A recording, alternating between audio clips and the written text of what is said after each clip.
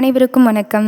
சற்று முன் தமிழக அரசால் வெளியிடப்பட்ட முக்கியமான 15 அறிவிப்புகளை இந்த வீடியோவில் காணலாம். வீடியோவை கடைசி வரை ஸ்கிப் செய்யாமல் பார்க்கவும். நமது சேனலை முதல் முறையாக பார்ப்பவராக இருப்பின் இத்தகைய தினசரி நிகழ்வுகளை தெரிந்து கொள்ள மறக்காமல் சப்ஸ்கிரைப் செய்து பக்கத்தில் உள்ள பெல் ஐக்கனையும் கிளிக் செய்து கொள்ளுங்கள். அரசிடமிருந்து வரும் முக்கிய தகவல்கள் மற்றும் முக்கிய சலுகைகளை உடனுக்குடன் தெரிந்து கொள்ள சப்ஸ்கிரைப் செய்து பக்கத்தில் உள்ள பெல் ஐக்கனை கிளிக் செய்து ஆல் என்பதை கிளிக் செய்து வைத்துக் கொள்ளுங்கள். அப்பொழுதுதான் நான் போடும் வீடியோக்கள் அனைத்தும் உடனுக்குடன் உங்களுக்கு நோட்டிஃபிகேஷனாக வரும். வாங்க வீடியோக்குள்ளே போகலாம். முதல் அறிவிப்பு: தனிநபர் கடன், வாகன கடன் அல்லது வீட்டு கடன் ஆகியவற்றை வசூலிப்பதற்காக கடன் தவணை செலுத்தாதவர்களின் மொபைல் போன்கள், மடிக்கணினிகள் ஆகியவற்றை வங்கிகள் முடக்கக்கூடாது என்று ரிசர்வ் வங்கி தெரிவித்துள்ளது. இந்த விதிமுறைகள் 2027 ஜனவரி 1 முதல் அமுலுக்கு வரும். மேலும் உள்வரும் அழைப்புகள், குறுஞ்செய்திகள் மற்றும் அவசரகால SOS வசதிகள் போன்ற அத்தியாவசியமான செயல்பாடுகளை கட்டுப்படுத்தவோ அல்லது முடக்கவோ கடன் வழங்கும் வங்கிக்கு அனுமதி இல்லை. குறிப்பிட்ட மொபைல் சாதனத்தை வாங்குவதற்கு வங்கியே கடன் அல்லது நிதியுதவி அளித்திருந்தால் மட்டுமே அந்த சாதனத்தின் செயல்பாடுகளை கட்டுப்படுத்தவோ அல்லது தடை செய்யவோ வாய்ப்புள்ளது. மேலும் உடனடியாக சாதனங்களை முடக்குவதற்கு பதிலாக படிப்படியாக அணுகுமுறையை மேற்கொள்ள வேண்டும் என கூறியுள்ளது. அடுத்த இரண்டாவது அறிவிப்பு: ஆடி அமாவாசை திருவிழா வருகிற 12 கொண்டாடப்பட உள்ளது. இதனை முன்னிட்டு வருகிற 12 கன்னியாகுமரி மாவட்டத்தில் உள்ள அனைத்து அரசு அலுவலகங்களுக்கும் கல்லூரி நிறுவனங்களுக்கும் உள்ளூர் விடுமுறை அறிவிக்கப்பட்டுள்ளது. இந்த விடுமுறையை ஈடு செய்யும் வகையில் ஆகஸ்ட் 22 பணி நாளாக செயல்படும் என மாவட்ட கலெக்டர் தெரிவித்துள்ளார். மூன்றாவது அறிவிப்பு: சென்னை வானிலை ஆய்வு மையம் வெளியிட்டுள்ள செய்திக்குறிப்பில் கூறப்பட்டுள்ளது.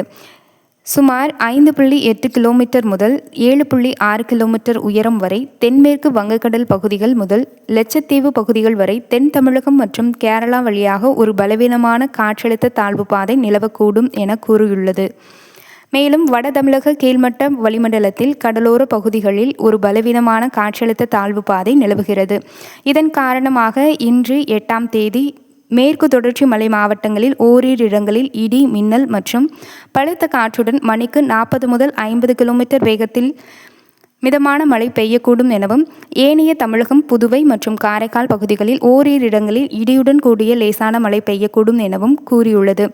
மேலும் 9 முதல் 12 வரை மேற்கு தொடர்ச்சி மலை மாவட்டங்களில் ஓரிரு இடங்களில் மிதமான மழை பெய்யக்கூடும். ஏனைய தமிழகம், புதுவை மற்றும் காரைக்கால் பகுதிகளில் ஓரிரு இடங்களில் லேசான முதல் மிதமான மழை பெய்யக்கூடும். நான்காவது அறிவிப்பு: தமிழகத்தில் LPG சமையல் கேஸ் இணைப்பு வைத்துள்ள வாடிக்கையாளர்கள் அனைவரும் தங்களது EKYC சரிபார்ப்பை வரும் ஆகஸ்ட் 16 கட்டாயம் முடிக்க வேண்டும் என மத்திய அரசு இறுதிக்கட்ட கெடு விதித்துள்ளது. இந்த குறிப்பிட்ட காலக்கெடுவிற்குள் ஆதார் சார்ந்த உண்மைத்தன்மை சரிபார்ப்பை பூர்த்தி செய்யாவிட்டால் வாடிக்கையாளர்களுக்கு தடையின்றி வழங்கப்பட்டு வரும் சமையல் எரிவாயு மானியத் தொகை உடனடியாக நிறுத்தப்பட வாய்ப்புள்ளதாகவும் எண்ணெய் நிறுவனம் அதிகாரப்பூர்வமாக எச்சரித்துள்ளது. ஐந்தாவது அறிவிப்பு: ஆன்லைன் முன்பதிவு திட்டத்தால் வீடுகளுக்கே சென்று டாஸ்மாக் மது விநியோகம் செய்யப்படாது என்றும் ஆன்லைனில் முன்பதிவு மட்டுமே செய்ய முடியும் என அமைச்சரான விக்னேஷ் அவர்கள் தெரிவித்துள்ளார். ஆன்லைனில் முன்பதிவு செய்த பிறகு டாஸ்மாக் கடைகளுக்கு சென்றுதான் மது வாங்க முடியும். டாஸ்மாக் பாட்டிலுக்கு மேலும் 10 ரூபாய் பெறுவதை தடுக்கவே ஆன்லைன் முன்பதிவு திட்டம் கொண்டுவரப்பட்டுள்ளது என்றும் அவர் விளக்கம் அளித்துள்ளார். ஆறாவது அறிவிப்பு: தமிழ்நாடு மாநில சிறுபான்மையினர் ஆணையத்தின் தலைவராக பெலிக்ஸ் ஜெரால்ட் நியமனம் செய்யப்பட்டுள்ளார். தமிழக வெற்றிக் கழகத்தின் செய்தி தொடர்பாளராக இருந்தவர்தான் இந்த பெலிக்ஸ் ஜெரால்ட் என்பவர். இவர் தற்போது தமிழ்நாடு மாநில சிறுபான்மையினர் ஆணையத்தின் தலைவராக நியமனம் செய்து அரசு அறிவித்துள்ளது. மேலும் 3 ஆண்டுகள் அவர் இந்த பதவியில் வகிப்பார் என்றும் தமிழக அரசு அரசாணையை வெளியிட்டுள்ளது.